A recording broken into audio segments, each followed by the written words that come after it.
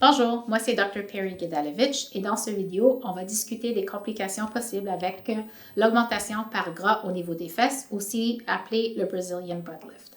C'est une chirurgie qui se fait sous anesthésie générale qui dure environ 3 heures en 2 positions. On commence sur le dos et on prélève le gras au niveau des zones discutées telles que l'abdomen, les cuisses, les hanches.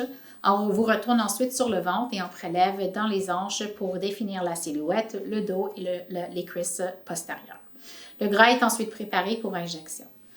Les risques de l'anesthésie générale aujourd'hui, c'est moins que voyager dans une voiture, sauf le risque de thrombophlébite dans les jambes pour lequel on va vous prescrire des bas de compression et le risque de nausées et vomissements pour lequel on vous a prescrit des médicaments contre les nausées. C'est très important de noter qu'il y a un risque de 1 en 3000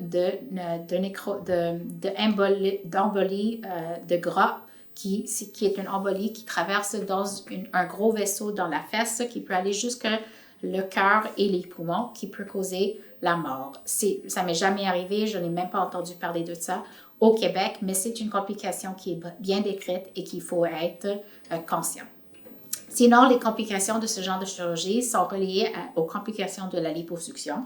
Donc, dans les zones de liposuction, il peut y avoir des petites déformations de contour. C'est rare d'avoir des déformations importantes et la majorité vont s'égaliser sur les premiers 6 mois à 1 an.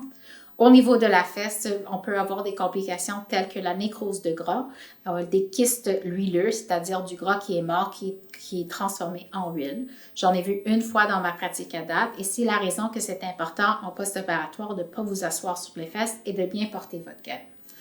Au niveau des zones de liposuction, c'est normal dans la phase post-opératoire d'avoir des bleus, de l'enflement et aussi des changements au niveau de la sensibilité qui vont revenir à la normale vers le 3 mois. Il y a aussi la laxité de la peau qui peut changer après la liposuction et qui va avoir été discutée avec vous pendant votre consultation. Pour la fesse, quand vous allez voir la première fois vos fesses, ils vont être enflées. Donc, moi, je pense qu'il y a une retention d'à peu près 75% du gras, mais c'est possible quand vous allez regarder la première journée et votre résultat final que vous allez voir quand même une diminution d'à peu près 50% parce que le gras est enflé au début.